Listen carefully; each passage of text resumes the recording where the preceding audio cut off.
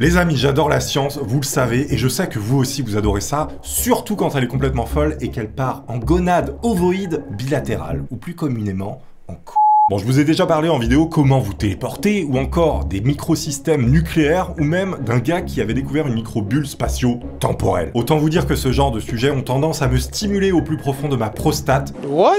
Et vous aussi, pour ceux, évidemment, qui en possèdent une. Il se trouve que de manière fortuite, j'ai mis la main sur les petites découvertes et infos scientifiques plutôt croustimoilax, voire complètement perchées, qui sont postées très récemment dans la sphère scientifique, mais surtout sur l'internet international. On va donc ensemble, main dans la main, pied contre pied, sif contre sif, plonger dans les choses étranges que la science peut nous proposer. Et croyez-moi, c'est génial. Comme par exemple ceci. Une nouvelle étude révèle que les politiciens vivent généralement plus longtemps que la population générale. Je ne sais pas qui a fait cette étude, mais regardez, c'est extrêmement simple de comprendre pourquoi. Salaire d'un sénateur. 7209 €. Étude réalisée. Bon, c'est pas compliqué de savoir que les gens qui ont plus de fric vivent un peu plus longtemps. Je ne sais pas qui sont ces scientifiques qui ont fait 12 ans d'études pour en arriver à cette conclusion. La thune.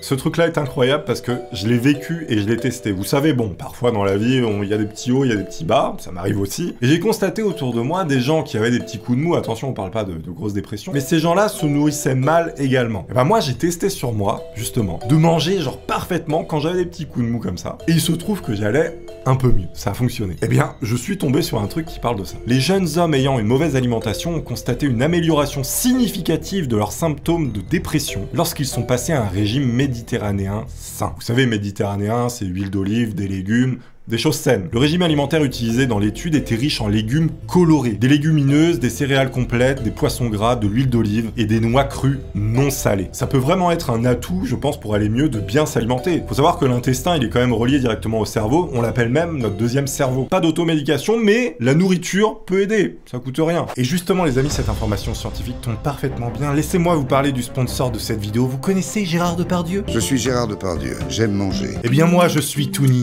et j'aime manger aussi. Sauf que je suis plutôt mauvais pour renouveler ce que je mange, j'ai tendance à manger tout le temps la même chose. Eh bien, figurez-vous que HelloFresh le fait pour vous. C'est-à-dire que HelloFresh va élaborer des menus toutes les semaines. Vous pourrez sélectionner parmi plusieurs menus ceux que vous voulez. Moi par exemple, j'adore manger toutes les cuisines du monde, vous savez, le japonais, le chinois, tout ça. Eh bien, HelloFresh le propose. Du grec au japonais, etc. Mais aussi de la cuisine classique ou même végétarienne. Ou même flexitarienne. C'est le futur HelloFresh, les amis. Non, sérieux, le truc est vachement bien. Du coup, vous êtes comme ça sur le site, vous choisissez la quantité de repas que vous voulez et pour combien de personnes, puis ensuite vous choisissez parmi une pléthore de menus qui arrivent chez vous chaque semaine. Il ne reste plus qu'à cuisiner et suivre la recette fournie pour chaque repas, qui sont chacun pensés pour prendre quelques dizaines de minutes à faire à chaque fois. Après, ça varie selon les menus, mais c'est jamais très long. Il n'y a pas de gigot de 8 heures qui va vous être envoyé par la poste, non. Ce serait compliqué pour vous, jeunes citadins de France et de Navarre. À noter que HelloFresh utilise un circuit court avec un bilan carbone bien inférieur à celui du système alimentaire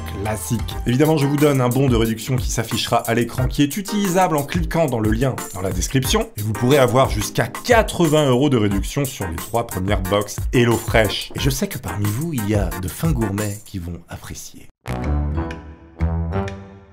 Celle-là, elle est incroyable, je sais pas si vous aviez déjà entendu parler de ce truc, mais en gros, ça dit, il y a une étude qui montre que les gens matchent mieux ensemble, ils se mettent plus facilement ensemble, lorsque leur odeur corporelle correspond. Les amis de même sexe qui ont déclaré avoir des liens étroits lors de leur première rencontre avaient des odeurs corporelles similaires. Et la similitude des odeurs corporelles prédisait si deux étrangers s'entendraient bien. J'ai envie d'imaginer comment s'est passée cette étude, les gars. Non mais, faut imaginer, t'as des scientifiques qui sont là comme ça, vous allez vous aimer. Genre, ça renifle des sillons interféciés pour savoir si ça match. Faudrait vraiment inventer une appli de rencontre qui répertorie les odeurs et qui voit avec qui vous pouvez matcher. Si t'as une petite tendance à sentir ringis à l'heure de pointe, on peut te caler avec un saumon, y a pas de souci. J'avais déjà entendu parler de ce truc et je trouve ça incroyable. Notre odeur, c'est un peu l'équivalent des phéromones pour les animaux.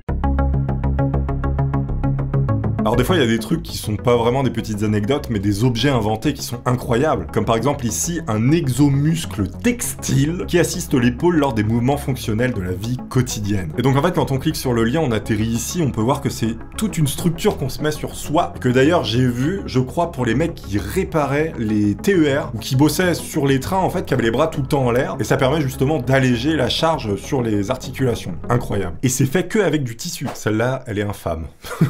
Des petits morceaux de cerveau humain cultivés dans un plat, la traduction est un petit peu laborieuse, mais en gros c'est cultivé dans une boîte à pétri, ont été amenés à former des yeux rudimentaires qui réagissent à la lumière en envoyant des signaux au reste du tissu cérébral. C'est-à-dire que cette chose que vous voyez actuellement, c'est un mini bout de cerveau qui a été cultivé, et les deux trucs noirs qui sont là, ce sont des yeux rudimentaires qui réagissent. C'est trop bizarre, c'est comme si ce truc-là était une personne à part entière. C'est à la fois dégueulasse et passionnant. Moi j'adore ça, je déguste comme ça. Ah, mais attendez, celle-là elle est ouf et j'en ai pas entendu parler. Il y a 74 000 personnes qui ont trouvé ça incroyable, et je comprends. Là je suis sur l'article, apparemment ça dit que c'est des japonais qui ont trouvé comment éliminer des cellules dites zombies. Apparemment c'est des cellules qui s'accumulent et qui endommagent les cellules voisines quand vous vieillissez, qui provoquent après des maladies qui sont liées au vieillissement, notamment le durcissement des artères. En gros ils expliquent que les cellules qui arrêtent de se multiplier, elles vont libérer des produits chimiques autour d'elles qui vont abîmer les autres cellules saines, ce qui va entraîner tout simplement la vieillesse quoi. Et bien il y a une équipe qui a identifié une protéine présente dans les cellules sénescentes, c'est le nom des cellules qui sont en train de crever. Chez l'homme et la souris, ils ont créé un vaccin peptidique basé sur un acide aminé qui constitue la protéine.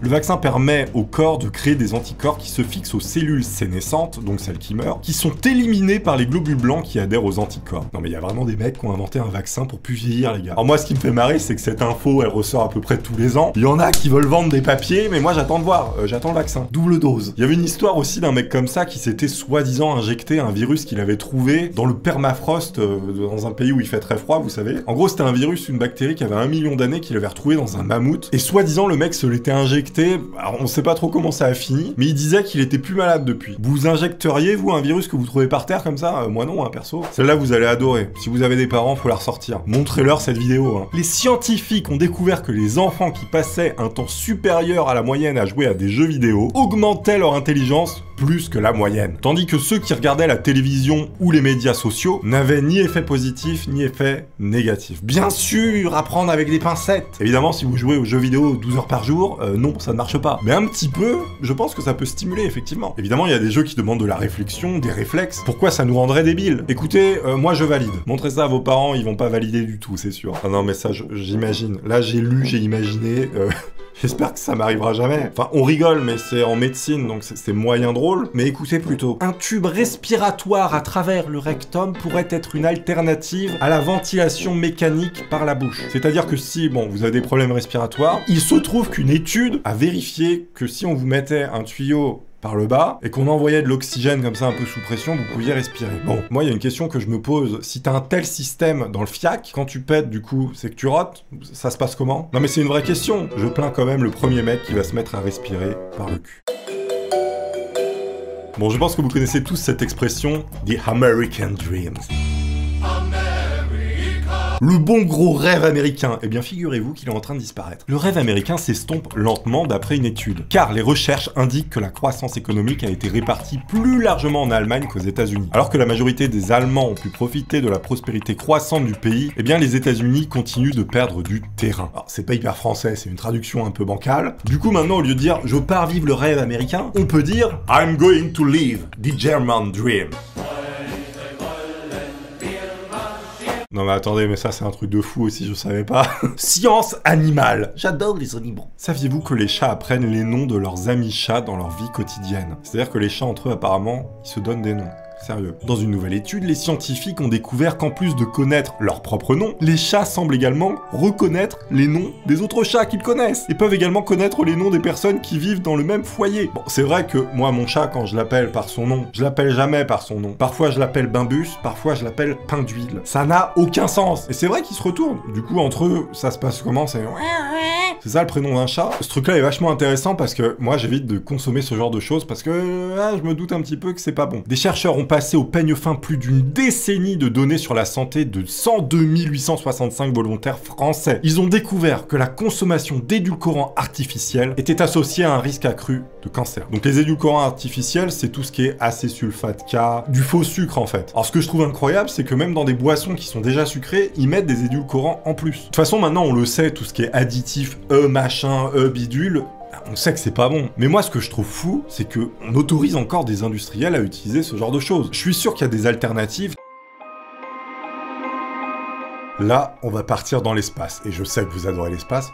Moi aussi. Il y a 2 mois, les scientifiques ont récemment observé 2 trous noirs qui se sont unis en un seul. Et ce faisant, ils ont fusionné, et ce qui a fait un énorme trou noir qui a été projeté à une vitesse incroyable. Ce trou noir issu de 2 trous noirs qui ont fusionné est parti à 5 millions de kilomètres par heure, à quelques millions de kilomètres heure près. Sachant que la vitesse de la lumière, c'est que 200 fois plus. Faut imaginer un trou noir maximassif, non pas supermassif, mais bien maximassif, qui se déplace à 5 millions de kilomètres heure. Cette info-là, elle est incroyable et ça va pouvoir peut-être changer la vie de plein de gens. Et ce truc-là, je me suis toujours dit, mais quand est-ce que ça va arriver? On a de la technologie de ouf, pourquoi on le fait pas? Parce que déjà, c'est très compliqué, mais écoutez plutôt. Des scientifiques font remarcher des souris paralysées en leur donnant des implants de moelle épinière. 12 souris sur 15 souffrant de paralysie à long terme ont commencé à bouger normalement, après qu'on leur ait injecté de la moelle épinière là où elle avait été lésée. Un essai sur l'homme est attendu dans 3 ans, visant à offrir à toute personne paralysée l'espoir de pouvoir remarcher. Ça, c'est complètement ouf, et j'espère vraiment que ça va fonctionner. Ah, celle-là, elle est pour les parents, écoutez plutôt. Si vous exigez que vos enfants fassent régulièrement des tâches ménagères, vos enfants auront de meilleurs résultats scolaires, et de meilleures compétences de résolution de problèmes. Les corvées régulières étaient associées à de meilleures fonctions exécutives, passage d'une tâche à l'autre et mémorisation des instructions. Tous les parents, là, vont faire la vaisselle à leur gamin. Je peux vous dire que mon enfant va passer le balai tous les jours.